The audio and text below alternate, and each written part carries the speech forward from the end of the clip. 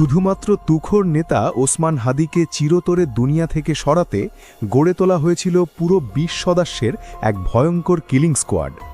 কারণ এই হত্যাচেষ্টা যেন তেন কোনো বিষয় ছিল না, বরং এটি ছিল কোটি টাকার এক বিশাল মেগা প্রজেক্টের অংশ। পরিকল্পনায় চুল পরিমাণ নড়চড় হলে জেল তো নিশ্চিত ছিলই, সেই সঙ্গে হাতছাড়া হয়ে যেত কোটি কোটি টাকা। তবে এই পুরো ঘটনার সবথেকে হাস্যকর ও জঘন্য ব্যাপার হলো, টাকার লোভে এই নোংরা খেলায় শুটার ফয়সালের সঙ্গে সমানতালে জড়িত ছিল তার বাবা, মা, বউসহ পুরো পরিবার। তারা এটাকে যেন পারিবারিক ব্যবসায় রূপান্তর করেছিল। ওসমান হাদির উপর এই হামলা কোনো ছিঁচকে মাস্তানের কাজ ছিল না। তদন্ত যত গভীর হচ্ছে ততই বেরিয়ে আসছে পিলে চমকানো সব তথ্য। জানা গেছে এই হামলার পরিকল্পনা গত ৩ মাস ধরে খুব ঠান্ডা মাথায় সাজানো হচ্ছিল। খুনিরা জানত ওসমান হাদি কোনো সহজ টার্গেট নন, তাকে মারতে হলে প্রয়োজন স্বচ্ছ পরিকল্পনা আর বাঘা বাঘা সব শুটার। তাই তারা কোনো ঝুঁকি নিতে চায়নি। এই মেগা প্রজেক্ট বাস্তবায়নের জন্য তারা দীর্ঘ সময় ধরে অপেক্ষা করেছে এবং হাদির প্রতিটি পদক্ষেপ নজরে রেখেছে। হামলার চূড়ান্ত ছক কষা হয় ঘটনার ঠিক আগের রাতে। সাভারের গ্রিন রিসর্ট হয়ে ওঠে এই কিলিং মিশনের কন্ট্রোল রুম। রিসর্টের ২০৪ নম্বর রুমে বসে ঠিক করা হয় পরদিনের অ্যাকশন প্ল্যান। সেই রুমে শুটার ফয়সালের সঙ্গে ছিল আন্ডারওয়ার্ল্ডের কথিত গডমাদার এবং তার বান্ধবী মারিয়া আক্তার। এই মারিয়া কিন্তু ভীষণ শেয়ানা, অপরাধ জগতের অলিগলি তার খুব ভালো করেই চেনা। রিসর্টের সেই ২০৪ নম্বর রুমে বসেই ফয়সাল ভারতে থাকা তার নেতাদের সঙ্গে কনফারেন্সে কথা বলে হামলার ফাইনাল ব্লুপ্রিন্ট ঠিক করে নেয়। রাতের নিস্তব্ধতায় ফয়সাল তার বান্ধবী মারিয়াকে এক হাড় হিম করা ভবিষ্যৎবাণী শুনিয়েছিল। ফয়সাল খুব দম্ভ করে বলেছিল, কাল সকালে এমন কিছু একটা ঘটতে যাচ্ছে যা দেখে সারা দেশ কাঁপবে। পরদিন সকাল ৮:২৭ তারা সেই রিসর্ট ছেড়ে ঢাকার উদ্দেশ্যে রওনা দেয়। তাদের এই যাত্রা কোনো সাধারণ ভ্রমণ ছিল না, বলতে গেলে এটি ছিল যমদূতের যাত্রা। তাদের প্রতিটি পদক্ষেপ ছিল সিনেমার চিত্রনাট্যের মতো সাজানো। ১২ ডিসেম্বর সকালে মতিঝিলে হাদির সঙ্গে দেখা করার পর বক্স কালভার্ট রোডে প্রকাশ্য দিবালকে তারা অপারেশন চালায়, অর্থাৎ গুলি করে এবং দ্রুত ঘটনাস্থল ত্যাগ করে। কিন্তু আসল চমক অপেক্ষা করছিল এরপরই। সাধারণত কোনো অপরাধী অপরাধ করার পর গা ঢাকা দেয়, কিন্তু ফয়সাল সোজা চলে যায় আগারগাঁওয়ে তার বোনের বাসায়। আর সেখানেই উন্মোচিত হয় এক অবিশ্বাস্য পারিবারিক অপরাধ চক্রের চিত্র। সাধারণত সন্তান কোনো অপরাধ করলে বাবা মা তাকে শাসন করে বা পুলিশে দেয়, কিন্তু এখানে ঘটেছে উল্টো ঘটনা। ফয়সালের বাবা হুমায়ুন কবির ছেলের এই জঘন্য কাজ ঢাকার জন্য নিজে মাঠে নেমে পড়েন। তিনি নিজ হাতে ছেলের ব্যবহার করা মোটরসাইকেলের ভুয়া নম্বর প্লেট খুলে সেখানে আসল নম্বর প্লেট লাগিয়ে দেন, যাতে পুলিশ কোনোভাবেই গাড়িটি ট্রেস করতে না পারে। শুধু বাবাই নন, ফয়সালের মা এবং তার স্ত্রী শাহিদা পারভিন সামিয়াও এই অপরাধের সমান অংশীদার। তারা খুনিদের পালাতে টাকা পয়সা আর লজিস্টিক সাপোর্ট দিয়ে সাহায্য করেছেন। এমনকি খুনিরা যেন নিরাপদে সীমান্ত পার হতে পারে তার জন্য প্রাইভেট কার ভাড়া করা থেকে শুরু করে সব ব্যবস্থা এই পরিবারই করে দিয়েছিল। তদন্তে জানা গেছে, হাদিকে খতম করার জন্য যে মোটা অঙ্কের সুপারি বা কন্ট্রাক্ট নেওয়া হয়েছিল, সেই টাকার ভাগ বাটোয়ারা হয়েছে ফয়সালের পরিবারের সদস্যদের মধ্যেও।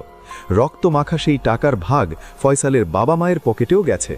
টাকার গন্ধে পুরো পরিবার যেন অন্ধ হয়ে গিয়েছিল, তাই তারা হিতাহিত জ্ঞান হারিয়ে ফেলেছিল। নিজেদের সন্তানকে রক্ষা করার চেয়ে তাদের কাছে বড় হয়ে দাঁড়িয়েছিল টাকার বান্ডিল। ছেলের পাপ ঢাকতে তারা প্রমাণ লোপাতেরও আপ্রাণ চেষ্টা করেছে। নরসিংদীর বিলে অস্ত্র ফেলে দেওয়া কিংবা বোনের বাসা থেকে ম্যাগাজিন নিচে ছুঁড়ে ফেলার মতো কাজগুলো ছিল তাদের সেই ব্যর্থ চেষ্টারই অংশ। তবে পাপ কখনো চাপা থাকে না। শুটার ফয়সালের বাসা তল্লাশি করতে গিয়ে পুলিশ এমন কিছু পায় যা পুরো তদন্তের মোড় ঘুরিয়ে দেয়। তার বাসা থেকে উদ্ধার করা হয় কোটি টাকার চেক। এই চেকই প্রমাণ করে যে ওসমান হাদির উপর হামলা কোনো ব্যক্তিগত আক্রোশ ছিল না, এর পেছনে ছিল বিশাল অঙ্কের অর্থের লেনদেন। আর এই টাকার উৎস খুঁজতে গিয়েই বেরিয়ে আসে এক রাঘব বোয়ালের নাম।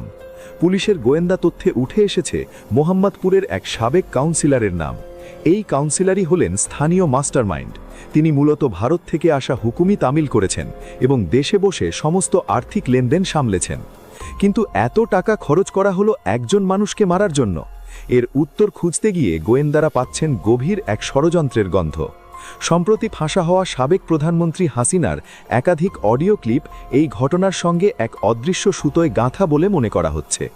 একটি অডিওতে হাসিনাকে বলতে শোনা যাচ্ছে তার কর্মীরা কেন মানুষ মারতে পারছে না, তিনি কর্মীদের নিষ্ক্রিয়তা নিয়ে সেখানে বেশ ক্ষোভ ঝাড়ছিলেন। অন্য একটি রেকর্ডে 11 তারিখ থেকে ঢাকায় বড় কোনো অপারেশনের কথা বলা হচ্ছিল। সেখানে স্নাইপার বা দক্ষ শুটার ব্যবহার করার ইঙ্গিত ছিল।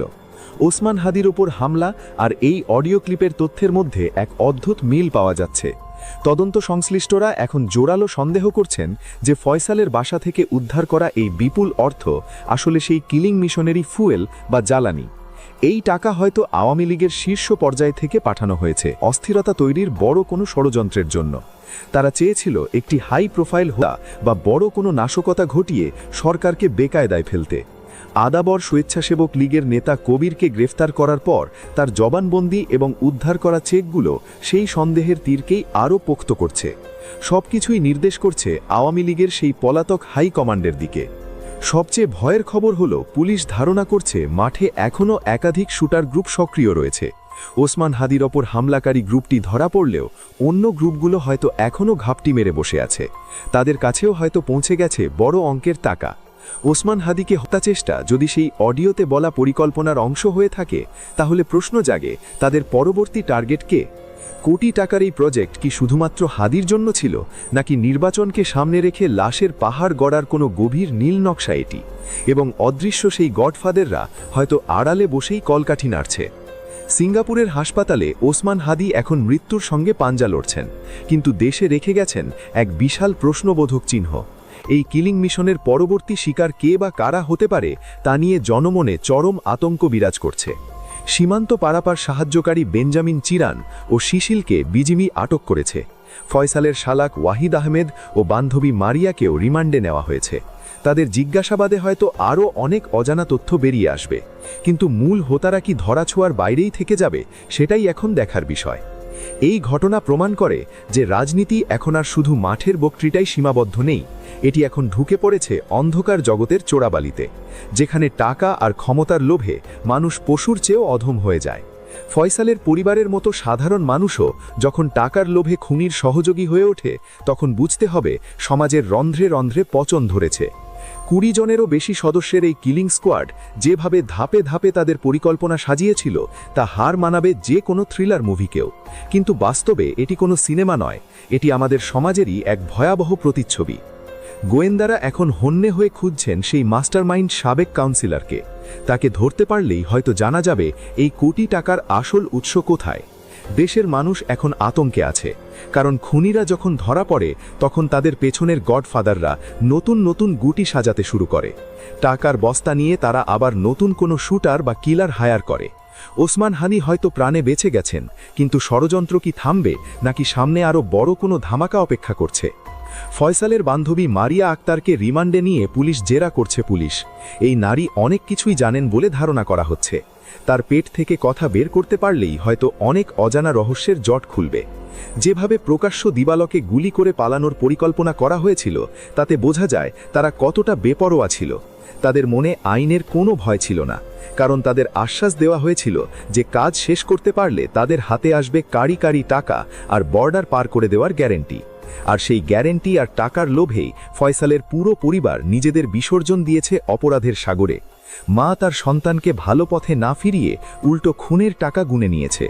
বাবা ছেলের বাইকের নম্বর প্লেট বদলে দিয়ে প্রমাণ লোপাট করেছে। এ যেন এক অদ্ভুত ও বিভৎস মানসিকতা। এখন দেখার বিষয় বাংলাদেশের গোয়েন্দারা এই জালের কত গভীরে যেতে পারেন। তবে একটা বিষয় পরিষ্কার, যে ওসমান হাদির উপর হামলা কোনো সাধারণ ঘটনা নয়, এটি একটি বিপদ সংকেত। দেশে অস্থিরতা তৈরির যে গভীর ষড়যন্ত্র চলছে, এটি তারই একটা মহড়া মাত্র। সাধারণ মানুষ এখন তাকিয়ে আছে প্রশাসনের দিকে। তারা চায় এই ঘটনার সুষ্ঠু বিচার।